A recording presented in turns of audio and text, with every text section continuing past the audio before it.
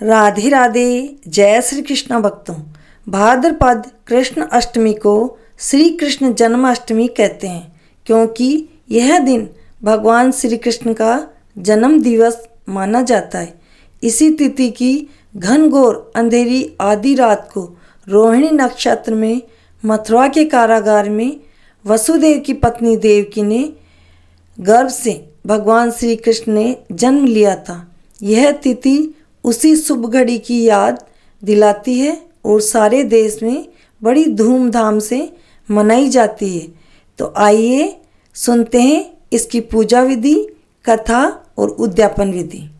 एक सास बहू थी, तो बहू ने अपनी सास से कहा कि आप जन्माष्टमी के विषय में कुछ मुझे बताइए।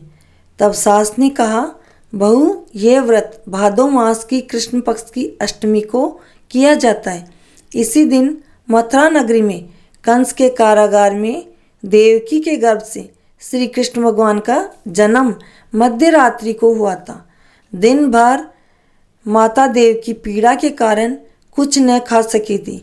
तभी से स्त्रियां भी इस दिन भर कुछ नहीं खाती। 12 बजे कृष्ण जी के जन्म के बाद कृष्ण जी के जन्म की खुशी में पहले से ही बनाकर रखा हुआ खाती है, पर पहले कृष्ण भगवान के भोग लगाती है। दिन में धनिया कूटकर उसकी गिरी में तला गोंद, मिश्री व कसा नारियल मिलाकर पंजीरी बनाती है।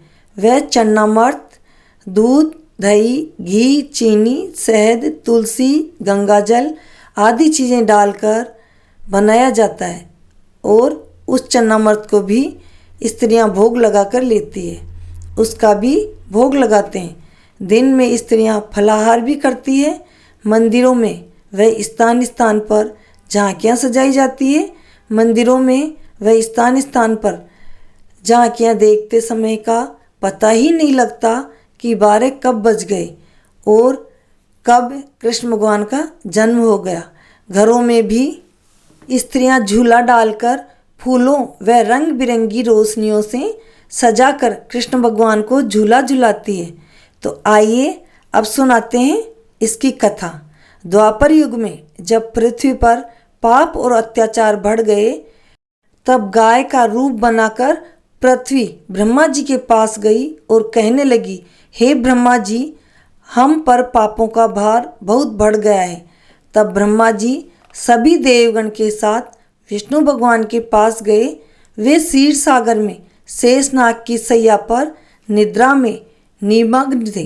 तभी सभी ने भगवान विष्णु की स्तुति गान किया, जिससे उनकी निद्रा भंग हुई।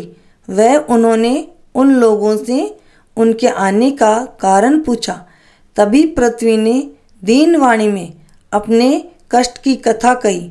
सभी देवों व ब्रह्मा जी ने भी पृथ्वी के कष्ट निवारण की विनती की। तब विष्णु भगवान ने कहा, तुम सभी देवगण ब्रजभूमि में जाकर यादव कुल में अपने शरीर धारण करो, क्योंकि मैं शीघ्र ही वसुदेव गोप की भार्या देवकी के गर्भ से जन्म लूँगा। तत्पश्चात देवताओं ने ब्रज में गोप गोपियाँ बनकर जन्म लिया। मथुरा के राजा उग्रसेन की पुत्री देवकी का विवाह गोप वसुदेव के साथ हुआ। देवकी के भाई मथुरा के राजा कंस अपनी देवकी बहन से बहुत प्यार करते थे। वे अपनी बहन देवकी व वासुदेव को स्वयं ही पहुँचाने उनके साथ रथ से गोकुल की ओर चले। तभी राह में अचानक आकाशवाणी हुई कि हे कंस, तेरी इसी बहन का 8वां पुत्र तुझे मारेगा। इतनी सुनते ही कंस तलवार निकालकर बहन को मारने लगा। तभी वासुदेव जी ने कंस का हाथ पकड़ लिया और कहने लगे, हे कंसराज, आप इसे मत मारिए।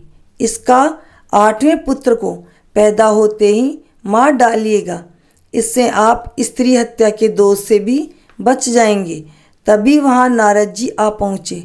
उल्टी विद्या पढ़ाने के लिए प्रसिद्ध नारद जी ने गोलाई में 8 बिंदु लगाकर पूछा, बताओ कंस, पहला कौन सा है, 8वां कौन सा है।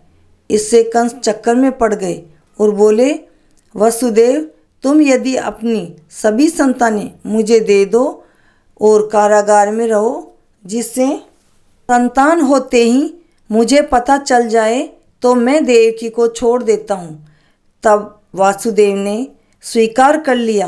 तत्पश्चात कंस ने वसुदेव व देवकी को कारागार में डाल दिया, वह पहरा लगवा दिया। देवकी के 7 पुत्रों को पैदा होते ही मार डाला। 8वें गर्भ का पता लगते ही विशेष 7 दरवाजों पर 7 ताले वाले कारागार में देवकी वसुदेव को डाल दिया गया। भादों की अंधेरी आधी रात का समय था।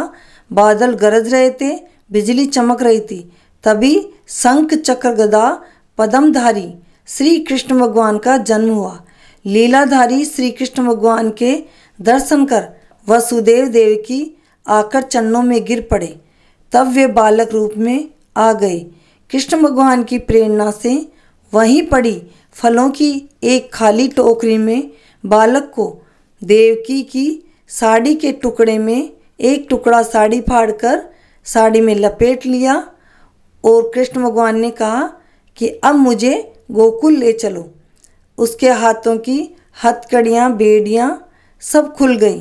कारागार के ताले खुल गए, पहरेदार सो गए। जब वसुदेव यमुना नदी के किनारे पहुँचे, नदी में बाढ़ आ गई थी। सिर पर टोकरी रख वसुदेव नदी पार करने लगे।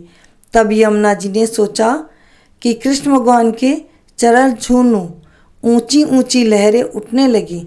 श्री कृष्ण भगवान समझ गए। उन्होंने अपने पांव टोकरी से बाहर निकालकर लटका दिए, जिन्हें छू लेने पर लहरें शांत हो गई। वह वसुदेव गोकुल पहुँचे। वहाँ भगवान की लीला से यशोदा पुत्री को जन्म देकर सो गई। दरवाजे के सब ताले खुल गए थे। यशोदा के पास बालक खुद सुलाकर वह पुत्री को लेकर वसुदेव वापस मथुरा कारागार में पहुंच गए।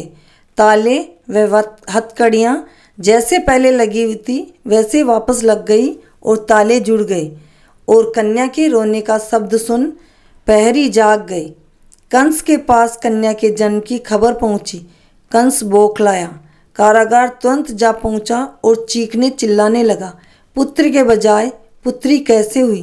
देवकी के हाथ से छीनकर दीवार पर दे मारी, किंतु कन्या तो हाथ छूटते ही आकाशवाणी में जा पहुंची। बिजली का सा प्रकाश फैल गया। देवी रूप माया ने कहा, मुझे मारकर भी क्या होगा?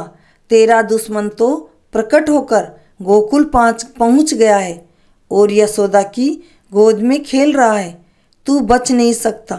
कालांतर में कृष्ण भगवान ने पूतना राक्षसी सहित अनेक अन्य क्रूर राक्षसों का वध कर दिया और कंस को मारकर अपने माता पिता को जेल से छुड़ाया।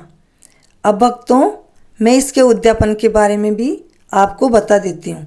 जन्माष्टमी का उद्यापन वही स्त्री कर सकती है जो गर्भवती हो। उद्यापन के अंदर 8 प्लेटें या प्यालों में एक एक पाव मावे की बर्फी और रुपया रखना चाहिए।